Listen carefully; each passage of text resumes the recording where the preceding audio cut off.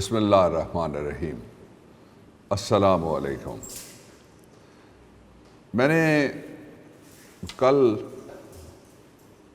آپ سے گزارش کی تھی کہ میں ایک ایسا موضوع اس کو چھیڑنے جا رہا ہوں اور وہ لاز اینڈ قرآن میں سے ہے، اور اس کا تعلق ہے ابتلا، آزمائش، وبا اور بلا سے۔ اور اس کے بارے میں سورہ البقرہ اس کی ورس نمبر 155، 56 اور 57، ان تین میں سے یہ موضوع آپ کے سامنے میں رکھوں گا۔ لیکن یہ جو آزمائش ہے، اس کو رمضان شریف کے حوالے سے ایک اور اینگل سے بھی آپ دیکھ سکتے ہیں۔ دیکھیے، زندگی، کسی نے مجھ سے پوچھا کہ یہ جو محاورہ ہے جس کو منسوب کیا جاتا ہے ہندوستان کے مغلیہ سلطنت کے بانی ظہیر الدین بابر صاحب سے، بابر بعیش کوش کے عالم دوبارہ نیست، اس کا مطلب کیا ہے؟ عام طور پہ سمجھا جاتا ہے کہ عیش کر لو، مڑ کے ہم نے نہیں آنا۔ ایسا نہیں ہے۔ اگر تکسیر لفظی کے اصول کے تحت توڑ کے ان لفظوں کو آپ سمجھنے کی کوشش کریں تو اس نے کہا یہ کہ یہ زندگی ہر لمحے گزر رہی ہے۔ This life is happening every moment۔ اور یہ وقت پھر دوبارہ واپس لوٹ کے نہیں آنے والا۔ میں نے جب آج آپ سے گفتگو کا آغاز کیا چند لمحے یا ثانیے، چند منٹ پہلے، تو وہ لمحہ میری پوری زندگی میں لوٹ کے نہیں آئے گا، اور جب آپ نے سننا شروع کیا وہ لمحہ آپ کی زندگی میں لوٹ کے آنے والا نہیں ہے۔ اس لیے یہ رمضان جو مشکل اور ابتلا اور وبا اور بلا کے ایک عالمی طوفان کے اندر ہماری زندگیوں میں وارد ہوا ہے، اس نے پھر کبھی لوٹ کے نہیں آنا۔ جو اگلا رمضان آئے گا وہ اگلا رمضان ہے، یہ رمضان نہیں ہے۔ اور اس سے اگلا رمضان شریف ہوگا۔ جس طرح کہتے ہیں کہ there is no tomorrow، practically کل کوئی نہیں ہوتا۔ آج ہے جس کو ہم کل کہہ رہے ہیں، جب وہ آئے گا تو وہ پھر آج ہو جائے گا۔ میں یہ بات اس لیے کہنا چاہ رہا تھا کہ پچھلے 2 دن میں پورے پاکستان میں، سارے سماج کے پسے ہوئے وہ طبقات جن کے پاس ذرائع محدود ہیں، وسائل جن کے گنے چنے ہیں، ان میں ایک قیامت صغریٰ برپا ہو گئی۔ کھجور کا ریٹ دیکھ لیجئے، لیموں کا ریٹ دیکھ لیجئے، اور باقی جو چیزیں جن کا تعلق روزہ داروں کے ساتھ ہے، جو اللہ کی رضا کے لیے حلال اور جائز اور مباح اور پرمیٹڈ لیجٹمیٹ چیزوں سے بھی پرہیز کرتے ہیں، اور شام کو لمبی رات کے 4 بجے کے قریب شروع کر کے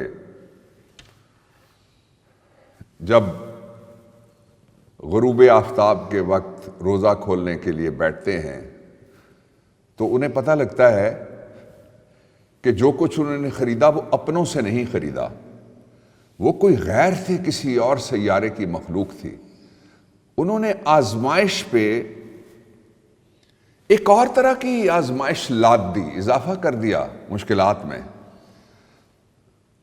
دا پوائنٹ فار پونڈرنگ از، ایک سوچ اور تفکیر کے لیے سوال یہ ہے کہ یہ کون لوگ ہیں جو شیطان کے قید ہونے کے بعد آزاد ہوئے ہیں، اور آزادی مادر پدر ہے،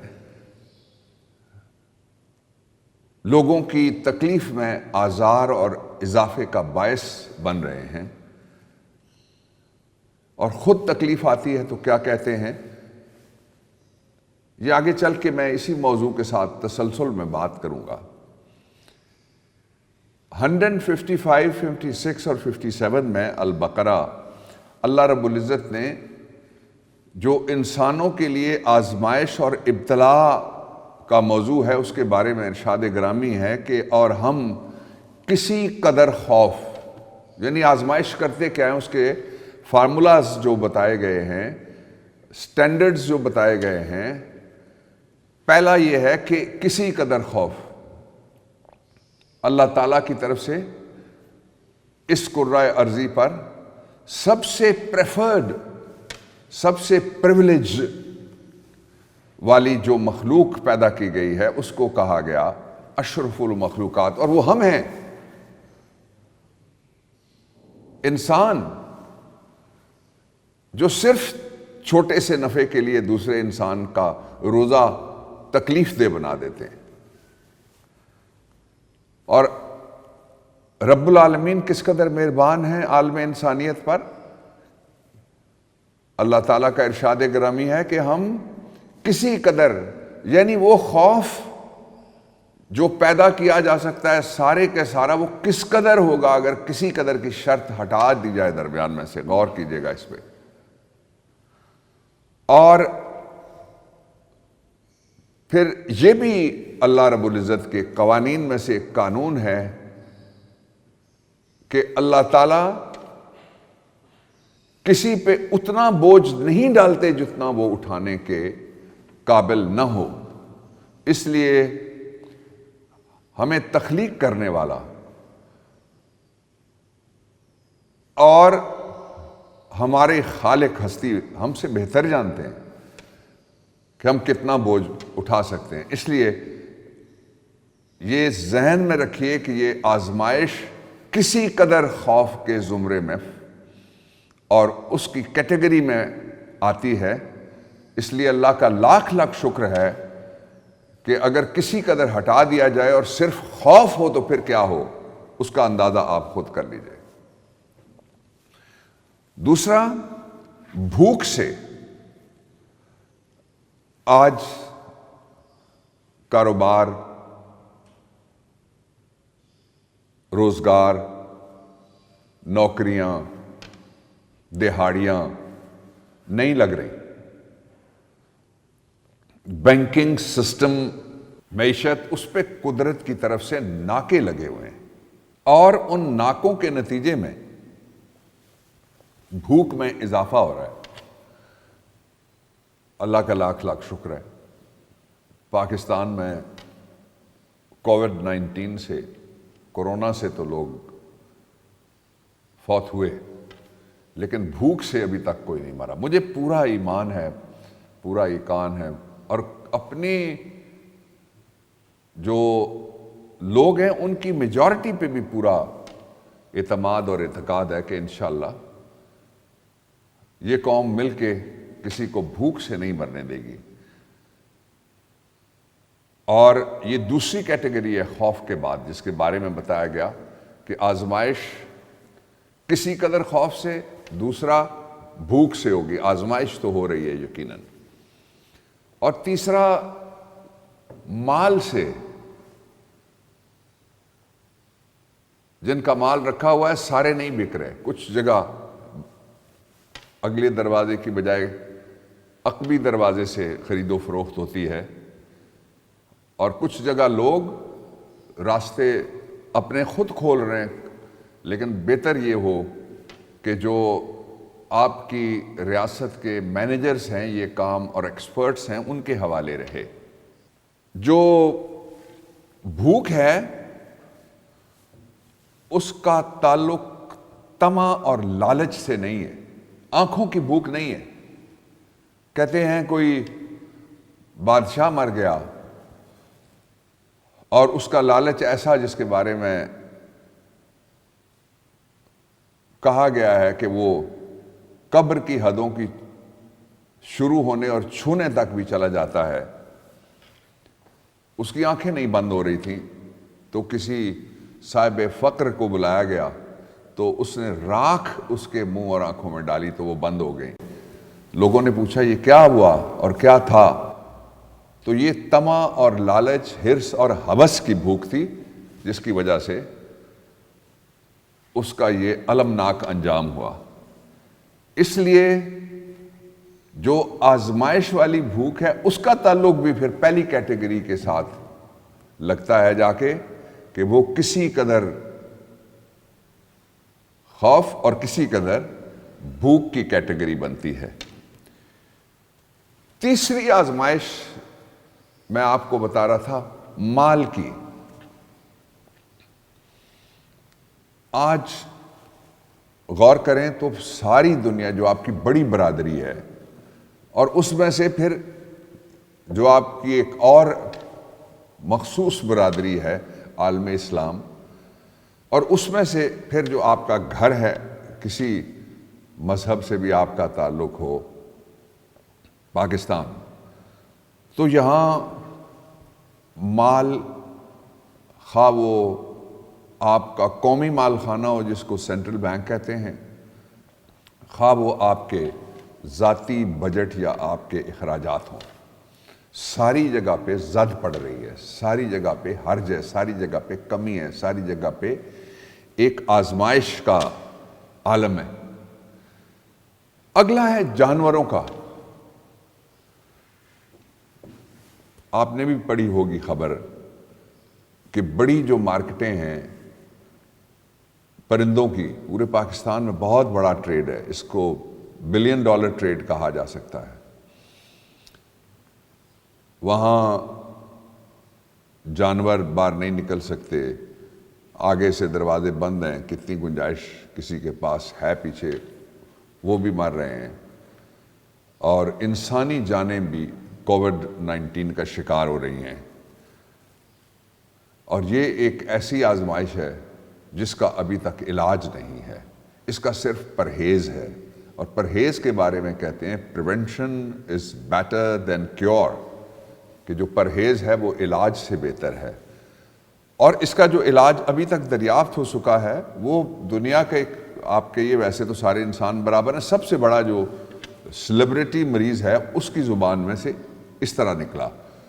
اس نے اپنے سامنے 4 نرسز کھڑی کی اور کہا کہ دیز آر مائی اینجلس۔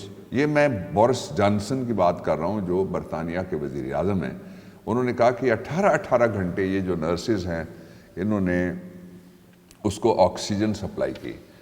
اب آکسیجن ساری دنیا میں مفت ملتی ہے، اور ایک وزیر اعظم ہے جو مفت کی دوا سے وبا سے نجات پا کے گھر واپس چلا گیا ہے، لیکن اس کی ساری دولت، سارے برطانیہ کے وسائل اور سارے برطانیہ کے سہولتیں اس کے کام نہیں آئیں۔ اس لیے یاد رکھنے والی بات یہ ہے کہ یہ جو جانیں ہیں ان کو بچانے کا فی الحال اس وبا اور ابتلا اور بلا سے ایک ہی ذریعہ ہے، وہ ہے کہ سانس کی ڈوری اس تنے ناتواں سے جڑی رہے۔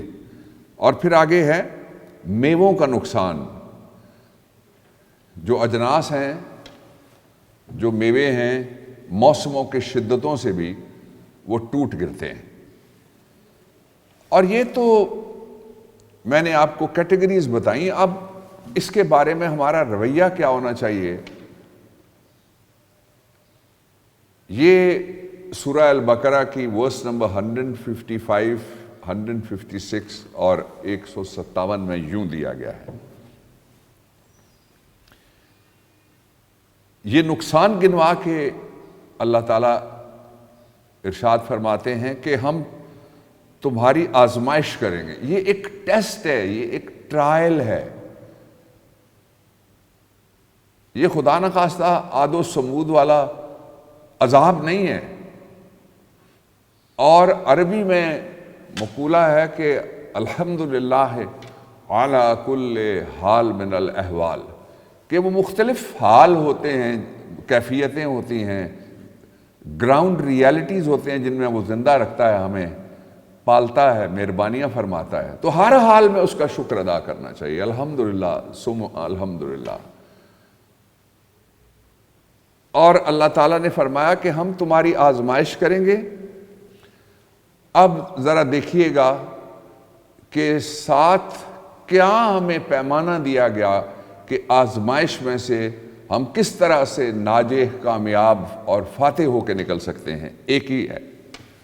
تو صبر کرنے والوں کو، جو لوگ، میں نے جس طرح عرض کیا کہ ہر حال میں اللہ تعالیٰ کا شکر ادا کرنا چاہیے اور صبر کا مظاہرہ کرنا چاہیے۔ صبر کے دو پیمانے ہیں ناپنے کے۔ ایک تو یہ ہے کہ آدمی یہ کہے کہ میں صبر کر رہا ہوں، جس کا تعلق بالکل انٹروسپیکشن اس کے اندر سے ہے، اس کی ذات کے عرفان سے ہے کہ وہ صبر کر رہا ہے۔ دوسرا ہے جس کو ایکٹسریا، اس کی جو حرکات و سکنات ہیں، جو اس کا چلنا پھرنا ہے، جو اس کا اٹھنا بیٹھنا ہے، جو اس کا سماج ہے، اس کے ساتھ اس کا تعلق ہے، فیملی کے ساتھ اس کا ریلیشن ہے، جو اس کے ساتھ لوگ زندگی گزارتے ہیں اس کے ساتھ، یہ دونوں جگہیں بہت امپورٹنٹ ہے۔ ایک ذاتی زندگی میں اپنے نفس پہ، اپنی ذات پہ، اپنی شخصیت پہ، اپنی باڈی پہ کنٹرول کرنا صبر کے ذریعے سے، اور دوسرا جو انٹریکشن ہے with the humanity at large, at entirety، وہاں پہ صبر کا مظاہرہ کرنا۔ تو جو صبر کرنے والوں کو اللہ تعالیٰ کن انعامات سے نوازیں گے، وہ ایک نہیں دو ہیں۔ پہلا یہ فرمایا کہ ان کو خدا کی خوشنودی، اور دوسرا فرمایا اس کی بشارت دے دو۔ ہم جتنے بھی کام کرتے ہیں نا، جتنی عبادتیں اور ریاستیں ہیں ہماری، جتنے جو کشٹ بے شمار نام اس کے لوگوں نے رکھے ہوئے ہیں، تو آخر میں تو ایک ہی چیز ہے نا جس کی خواہش ہوتی ہے، ضرورت ہوتی ہے، تمنا ہوتی ہے، آرزو ہوتی ہے، اور اسی کے لیے مناجات ہوتی ہے، وہ اللہ تعالیٰ راضی ہو جائے، اللہ کی خوشنودی حاصل ہو جائے۔ تو صبر کرنے والوں کے لیے اس ابتلا، مشکل، وبا، آزمائش اور بلا کے دور میں اللہ تعالیٰ کی طرف سے خوشنودی، اللہ تعالیٰ کی ان کو حاصل کرنے کا طریقہ بتا دیا گیا، وہ صبر ہے، اور ساتھ کیا ہے، اور ان کو بشارت سنا دو، اللہ کی طرف سے خوشخبری سنا دو۔ اب دیکھیے، چھوٹی سی بھی خوشخبری آئے نا تو ہمارا کس طرح سے دل باغ ہو جاتا ہے، ہم کس طرح کھل اٹھتے ہیں کہ جی ہمارے لیے خوشخبری آ گئی۔ خوشخبری کا مطلب ہے، خوش کا مطلب ہے خوش کن، اچھی، اور خبر جو اب تک پہنچتی ہے۔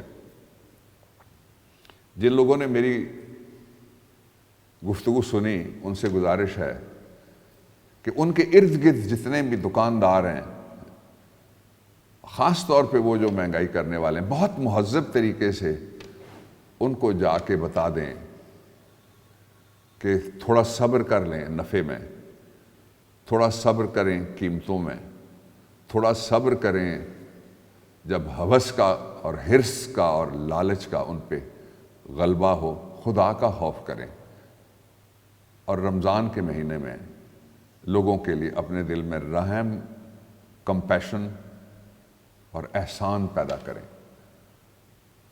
اور میں اپنی طرف سے ان کے لیے کوئی انعام نہیں بتا سکتا، لیکن اللہ تعالیٰ کی طرف سے انعام سورہ الرحمن میں ہے، حل جزاء الاحسان الا الاحسان،